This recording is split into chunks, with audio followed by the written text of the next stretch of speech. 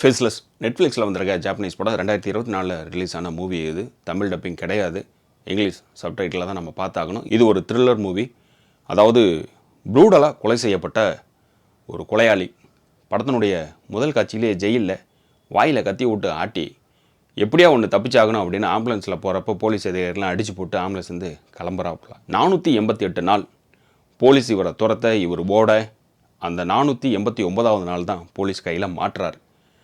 அந்த கேப்பில் இவர் என்னென்ன வேலைகளெல்லாம் செய்தார், தான் ஒரு குற்றவாளி இல்லை அப்படின்னு நிரூபிக்கிறதுக்காக இவர் செஞ்ச வேலைகள் எல்லாம் என்னென்ன அப்படிங்கிறதும், போலீஸ் இவரை துரத்திட்டு பின்னோக்கி வர எப்படி எஸ்கேப் ஆகிறார் அப்படிங்கிறது தான் படம். கடைசியாக கோர்ட்டில் இவர் குற்றவாளி நிரூபிக்கப்பட்டாரா இல்லை நிரபராதி நிரூபிக்கப்பட்டாராங்கிறதான் படம். இது ஒரு ப்ரெடிக்டபிள் மூவி தான். அடுத்தது என்ன நடக்கும் அப்படிங்கிறத நம்ம கண்டுபிடிச்சிருவோம். அந்த மாதிரி தான் இருக்கும் இந்த கதையை சாராம்சமே. இப்போ படத்தினுடைய ஓப்பனிங்லேயே வந்து ஹீரோ ஜெயிலில் இருந்து எஸ்கேப் ஆகிறதுக்கான எல்லா வேலையும் செய்வார். எஸ்கேப் ஆன பிறகு ஒரு மிகப்பெரிய கட்டடம் ஒன்று வேலையாகிட்டு இருக்கு. அங்கே போய் தொழிலாளியாக வேலை செய்கிறார் ஹீரோவான கபராகி. அங்கே ஒரு நண்பர் கிடைக்கிறாரு.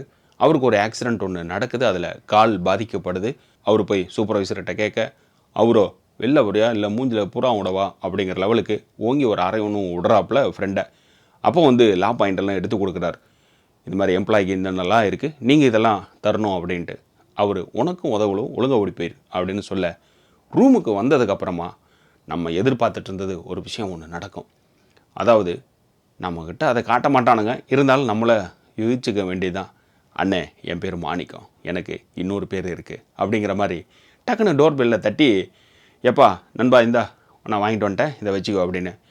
என்னையா இவ்வளோ பணம் வாங்கிட்டு வந்திருக்கிற அப்படின்னா, கேட்டேன் கொடுத்தாங்க அவ்வளோதான், உண்மையை சொன்னேன் அப்படிங்கிற மாதிரி பணத்தை வாங்கிடுவான். அப்போ நீ இந்த பணத்தை பாதி வச்சுக்கோ அப்படின்ட்டு வான்னு சொல்லி ஒரு சூப்பர் மார்க்கெட் போகிறேன். அங்கே போய் ஸ்நாக்ஸ் கிக்ஸு இதெல்லாம் வாங்கிட்டு பியரு அதெல்லாம் வாங்கிட்டு, இங்கே பார்த்தியா ஒருத்தனோட ஃபோட்டோ, இவன் தான் கொலகாரன், இவனை பிடிச்சி கொடுத்தா இவ்வளோ மில்லியன் தராங்க அப்படிங்க, கிடச்சானா நான் வாழ்க்கையில் செட்டில் ஆயிடுவேன் அப்படின்ட்டு அவன் முன்னாடியே சொல்லுவாப்புல.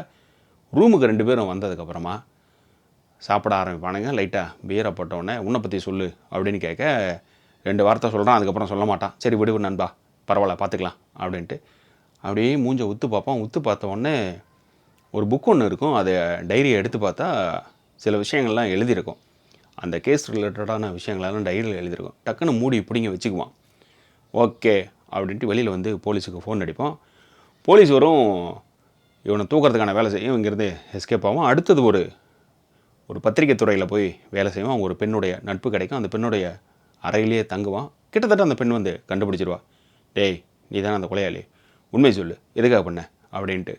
மறுபடியும் போலீஸ் வரும், மறுபடியும் அங்கேருந்து தப்பிச்சிடும். மறுபடியும் போய் ஒரு பேக்கரியில் வேலை செய்வான்.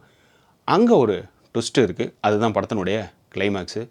ஸோ ஒரு ப்ரெடிக்டபுளான ஒரு த்ரில்லர் மூவி.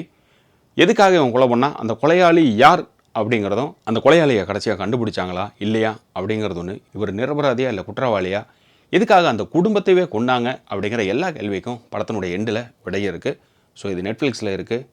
நம்ம சேனலில் மற்ற படங்கள் ரிவ்யூ பண்ணியிருக்கோம், அதையும் பாருங்கள். மறக்காமல் சப்ஸ்கிரைப் பண்ணிவிட்டு மற்றவங்களுக்கும் ஷேர் பண்ணுங்கள்.